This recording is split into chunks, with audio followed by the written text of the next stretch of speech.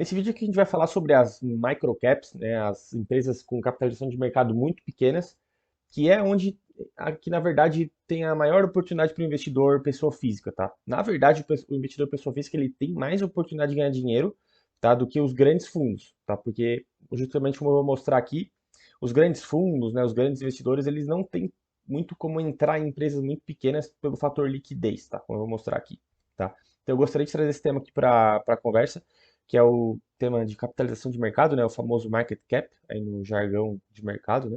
Trouxe aqui basicamente uma explicação desse termo, né, para a gente entender essas categorias de empresas e chegar a entender aí qual é essa categoria de empresa que são essas menores empresas que são as que têm mais, que trazem mais oportunidades para o investidor, pessoa física, ganhar dinheiro em termos de multiplicação de capital, tá? Então, basicamente, capitalização de mercado, né, para a gente entender o que é esse termo, é bem fácil, é basicamente o número de ações que a empresa emitiu, né, vezes o valor atual da ação no mercado, tá? Multiplicando pelo outro, a gente vai ter essa capitalização de mercado, que é o tamanho da empresa na bolsa hoje, tá? Esse valor ele vai mudando todo dia, né, dia a dia pelo valor da ação, mas esse valor a gente pode ter uma ideia, né, do tamanho da empresa naquele momento, tá? Então, aqui são as quatro categorias de empresas, né, em termos de capitalização de mercado. Aí, é uma classificação a mais comum que eu acabei encontrando aí, né, no mercado. Até nos Estados Unidos é a mesma classificação, né, mas em dólares. Então, acredito que, às vezes, de um conteúdo para outro pode mudar um pouco o valor, mas é basicamente isso aqui, tá? Então, a gente tem quatro categorias, né, indo das menores para as maiores aqui seriam as menores seriam as microcaps, né? Que são aí onde a gente tem as maiores oportunidades para o investidor pessoa física, tá? E são capitalizações de mercado de até R$ 1 bilhão, tá? Então são valores, são empresas que têm o seu valor de mercado em até US$ 1 bilhão, R$ 1 milhão, tá? Então são empresas aí na faixa de R$ 400 milhões de capitalização de mercado, 500, 600 milhões, tá? Então são empresas menores que ainda não têm um tamanho aí relevante na bolsa, tá? Por diversos motivos, né? Depois a gente tem as small caps, que é um termo mais conhecido, né? Já tem empresas aí que já são um pouco mais conhecidas e os fundos já começam a poder entrar aqui nesse rango, né? Os grandes fundos já começam a conseguir montar posições em small caps, tá? Esse valor vai variar aí de 1 bilhão até R$ 10 bilhões em capitalização. Depois a gente tem as mid caps, né? Que são empresas aí já na faixa de R$ 10 bilhões a 50 bilhões. Acredito que muitas empresas estão nessa faixa aí na Bolsa Brasileira. E também as large caps, né? Aí, os famosos blue chips. São empresas aí que têm capitalização de mercado de mais de R$ 50 bilhões. Então, os grandes bancos, a Petrobras, a Vida, Vale, todas elas são large caps. São empresas de grande capitalização, né? Que pelo fato de elas serem já muito grandes, né, ter um valor de mercado muito grande, é improvável que elas multipliquem muitas vezes, né, porque o valor vai ficar enorme e, né, isso fica um pouco improvável, né, até pelo tamanho que a empresa já chegou, e normalmente elas já são empresas mais maduras, ou mercados mais maduros, e a gente já vai ter essa oportunidade de multiplicar um capital por 10 vezes, por exemplo, tá? Então, por isso que essa faixa de empresas, tá, as microcaps, de capitalização muito baixa, ou seja, valores de mercados pequenos, até R$ 1 bilhão, são onde a gente tem as maiores oportunidades de multiplicação de capital para o investidor pessoa física, tá?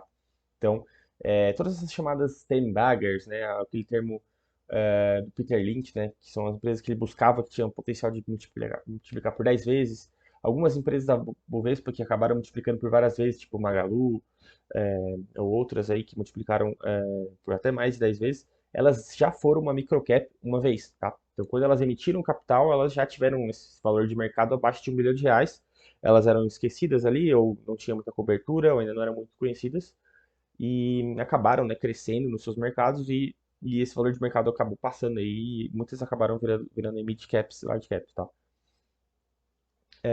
Então, aprofundando um pouco mais aqui nas microcaps, né, eu trouxe aqui quatro temas para a gente conversar sobre por que, né, essas empresas aí são as maiores oportunidades para a pessoa física em termos de potencial de valorização e algumas características, tá?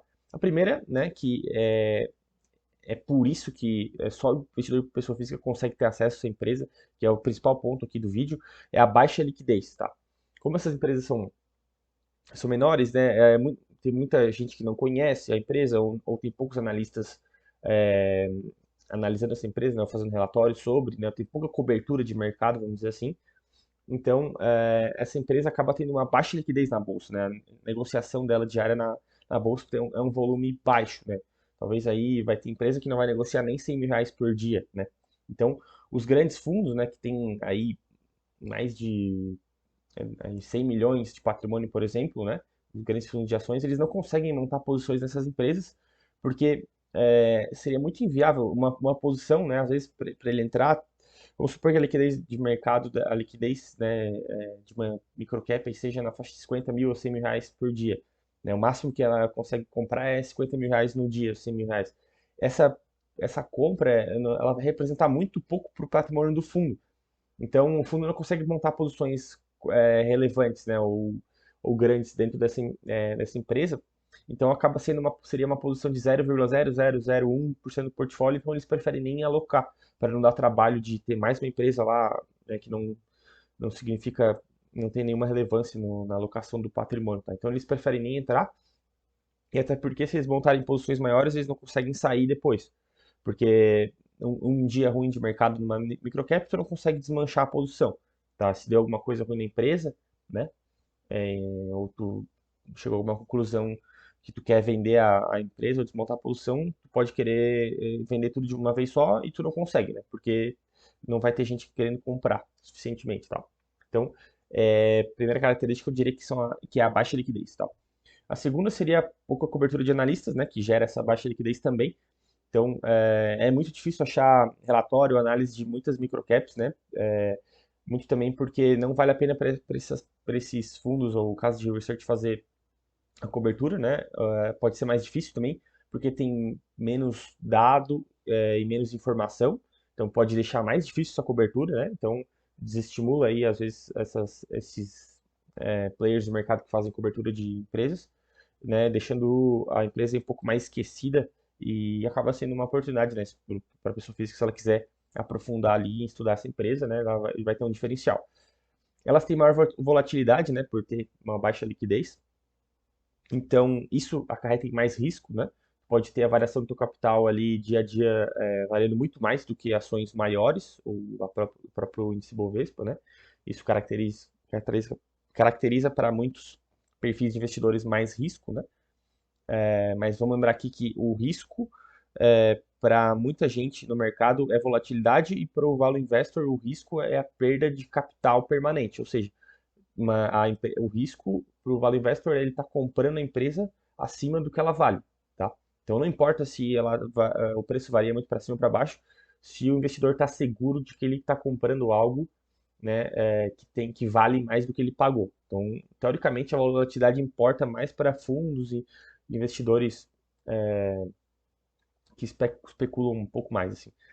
E o quarto motivo aqui seria até um fator positivo para o investidor pessoa física, né? São, é, são as altas, né, que tendem a ser maiores do que o mercado enquanto o mercado vai para cima. Obviamente, quando o mercado cai, essas empresas tendem a cair mais, por isso o beta, né, dessas características de empresa, ele é alto, né? Então, se o mercado sobe 10%, se tiver um índice de microcaps, um índice de small caps também, né? Também acontece isso das small caps, eles tendem a subir mais do que o mercado, tá?